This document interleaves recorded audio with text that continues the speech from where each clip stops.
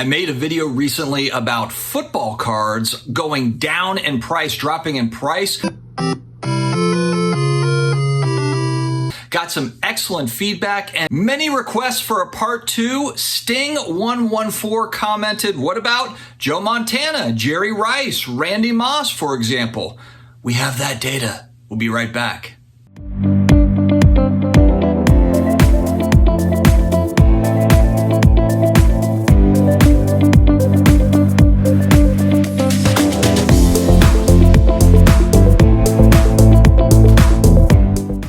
Sports card friends, your wish is my command. We are looking for more of these types of videos as far as cards that have dropped over the last 2 years. So what I'm doing is I'm looking at 2 years going back. I've chosen this time frame because if we really look at the highs, January, February, March of 2021 show the Mount Everest highs. April 2021 is when stuff started to move downward. So this is kind of showing the additional downwardness of a lot of these cards. But I have added a wrinkle in here as well because I also did get some feedback that was like, hey, you're not showing enough of a time frame here to give like a more of a full picture. So we're also going to add in a 5-year look back because even though stuff is down, a lot of it is still up, obviously, if we go back 5 years. So we will look at all of that. First, big shout out to today's video sponsor, MVPSportBreak.com. Guys, for new products, as opposed to just going to the big boys and looking at what those distributors, those retailers have, check out first MVPSportBreak.com. Use DAD4 at checkout promo code and you get 10% off your entire order.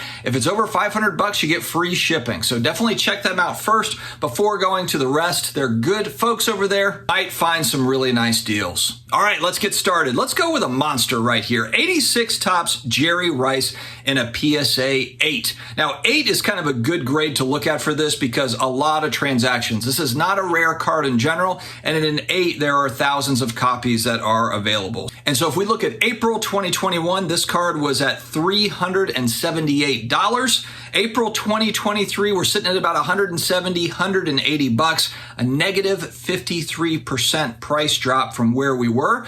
But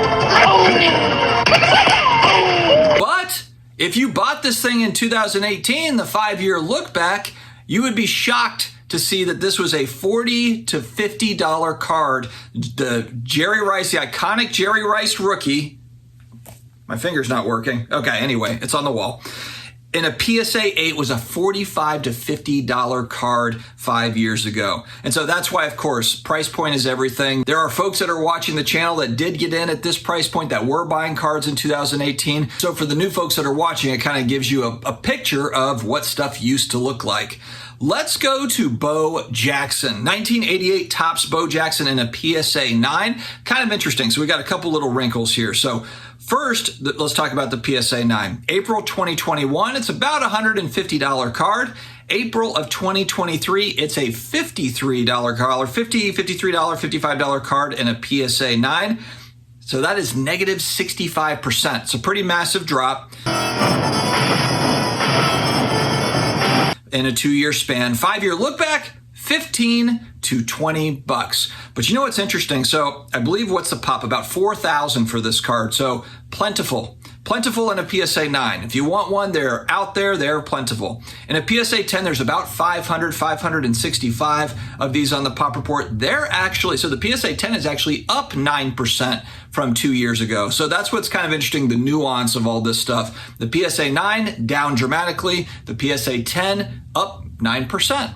Very cool. All right, Sting, you also asked about Randy Moss. Let's go to Randy Moss. I chose the 1998 Topps Chrome rookie card in a PSA 10. Fairly standard. And again, the reason why I'm choosing certain cards is they transact more often. If we only have a handful of transactions, and I don't think that the numbers really make a whole lot of difference, they don't make a lot of sense. There's all sorts of volatility when you have very few transactions. You're seeing that now on the high end. 1998 Topps Chrome Randy Moss in a PSA 10, not a mega rare card. In April 2021, it got up to $853. Now, the high for this card going back to February of 2021 was about $1,150, $1,200. So you might be thinking like $850, man, that's crazy. It was $1,150, $1,200. It had already come down to $853 in April of 2021. 2 years later, April 2023, it's about $180, $190, $200 card. 76% drop. Massive, massive drop. The 5-year look back on this card in a PSA 10 going back to 2018, 70 to 80 bucks. So again, the purpose of these videos, I know some people have come out and said that you're driving a negative narrative. It's actually the opposite. If you are a collector, if you're someone that likes to buy cards and you've been on the sidelines due to very, very high prices for a lot of cards, and this happens to me all the time where I'm like, oh wow, I didn't realize that has dropped so much. Maybe we have a buying opportunity coming up for certain cards. So that's really the purpose, is to share the research. It's not to be negative Nelly and talk about the downs. It's more about, okay, are we getting to like a nice place for it to be a buying opportunity? And of course, that's up to each individual to figure that out for themselves. Sting, you also asked about Joe Montana, and your wish is my command. 1981 Topps, Joe Montana to PSA 8. I actually own a copy of this card. And what's kind of funny, it's just all comes full circle. I bought my card in 2018, so we'll see on the 5-year look back. It's pretty much when I bought it. April 2021, this thing gets up to about $500 to $525. April 2023, $340, $350, so about 35% drop from where we were 2 years ago. The 5-year look back, $150, and this might actually be my sale on the screen, my buy on the screen. That's right where I was when I bought this, $150 in early 2018. So it does kind of, again, for the folks that have been in this for a while, they're still doing fine on a lot of cards. Not on everything, but again, it just reinforces the Mount Everest climb that a lot of these cards took, and it's just wild to look back on it now. You don't realize you're in the Mount Everest climb until later on in the future. Then you look back and you're like, wow, incredible. So for other players, I know some people have said 70s, 80s cards. I looked at, for example, the Terry Bradshaw rookie card. I've got this card in an SGC 6.5.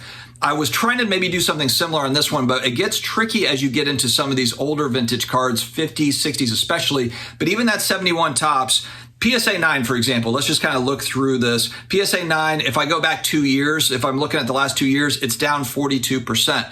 But here's the problem, though, is there just haven't been very many sales of that card. It's not a very common card. It doesn't sell all the time. So to me, that number, throw it out, because it's really more about just who's willing to pay what. You can't really comp it properly.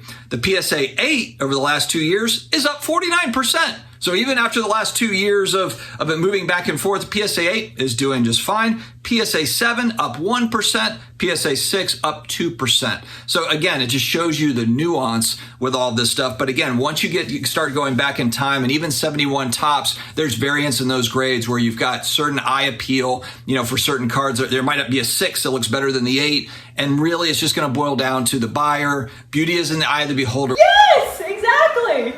But it's with vintage cards, someone might favor centering over surface over corners, edges, all that stuff. So that's why I'm not going to go too far back on these. I will continue to do these videos. I'm going to talk about baseball next, but I'm probably going to live on these videos in the 80s and forward for the reason of just that it's easier to track sales. There's more volume in the sales, and it's not as subjective as far as the grading goes. I wanted to add the 5-year look back wrinkle, though, because as people kind of ask the question of, well, how much further can this card go down? Well, that kind of shows you where it was. So, I mean, can it go back all the way down to that point?